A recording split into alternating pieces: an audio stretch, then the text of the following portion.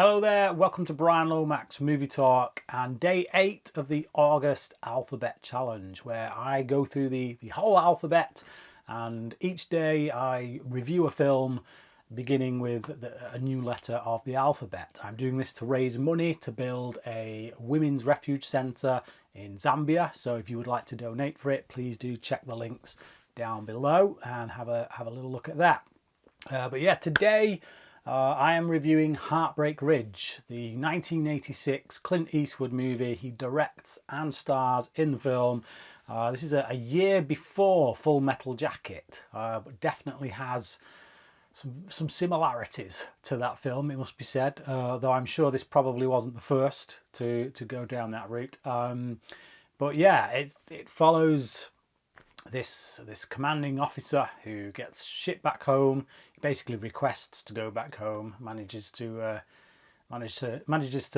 get his own way and go back to his home base near where his ex-wife lives, and yeah, he has to basically train a bunch of new recruits who are all a bunch of idiots who kind of flout authority and don't really take orders very well and things like that. Plus he's got to deal with some higher up officers who clearly aren't as experienced as he has, who are a bunch of douchebags. So that's essentially the plot. Will he make men out of these men or will he not? It goes exactly where you would expect it to. That's the thing. There's never any point in the film where I'm thinking, I don't know where this is going. But sometimes that doesn't matter, because sometimes it's all in the execution, it's all in the characters, it's all in the level of enjoyment you get out of it. You know, it's a story that's been told before, was told just a year later in some respects. Arguably, well, I will say better, actually, by Stanley Kubrick. What I love about Clint Eastwood, and one of the reasons he's one of my favourite directors, is he's no nonsense. He has a no nonsense approach to directing. He doesn't have a lack of visual style or anything like that. But it's not his main priority. His main priority is telling the story, getting the characterizations right. And the characters in this film, particularly the lead character that he plays, is typically Eastwood. So if you're an Eastwood fan, you're going to love this. If you're not an Eastwood fan, then it's probably not going to offer you anything new that you haven't seen before. There's very much Gran Torino. If you've seen Gran Torino, it's basically that guy, but younger, with a bit more sass maybe. There's some cracking one-liners in this. Some of the put-downs he has, some of the insults he gives to the soldiers he's training are just, it's worth the price of admission alone, it's got to be said. I laughed out loud several times, and I think it's also in the delivery by Clint Eastwood, that really dry, kind of deep voice, that gravel voiced. Yeah, it just like doesn't accept pussies, won't take no nonsense from anyone. It's hilarious. I like this ragtag bunch of young men as well that he is asked to train, like Mario Van Peebles. I'm not sure I've ever liked him as much as I do here in this film. So he plays this guy who's kind of like, sees himself as a rock star. I think the army was really just maybe something he got pushed into, maybe something he felt like he had to do just to earn a wage or whatever, but clearly his heart isn't in it, certainly at the beginning of the film. And he's more focused on becoming a rock star, playing at dive pubs, wherever he can, and he really does have an inflated opinion of himself. His music's crap. His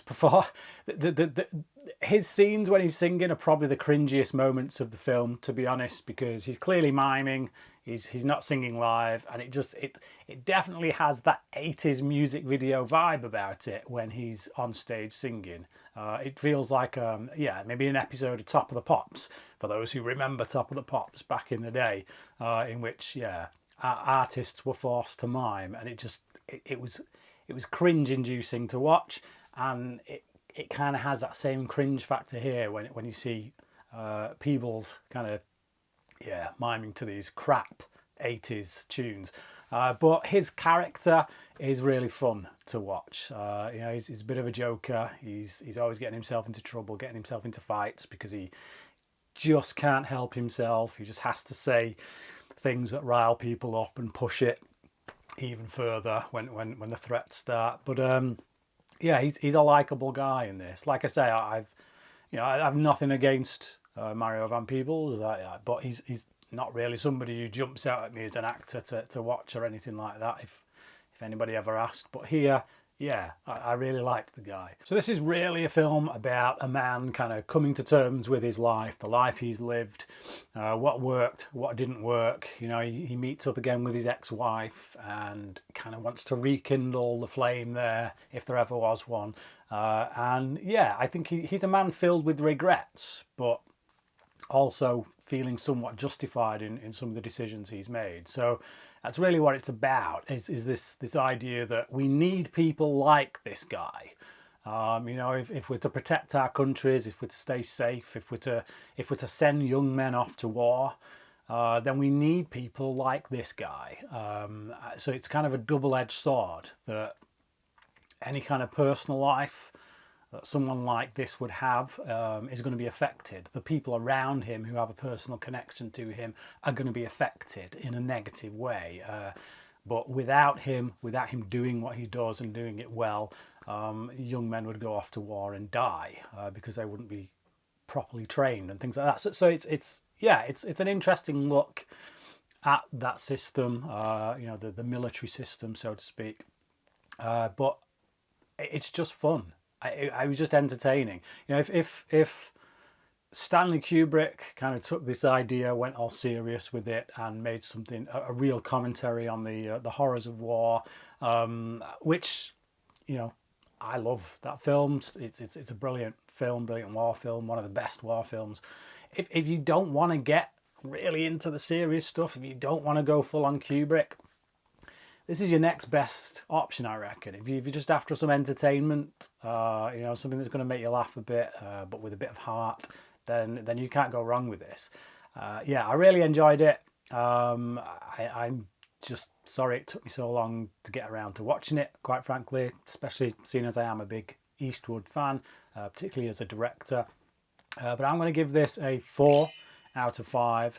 And yeah, I'd like to know what you thought about it. If you've seen Heartbreak Ridge, please do let me know your thoughts on the film. Leave them down below.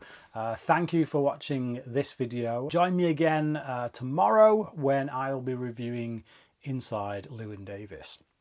If you want to have your say as to the films I'm going to be reviewing coming up, head on over to my community tab and take part in the votes that are going on there. But yeah, until next time, cracking.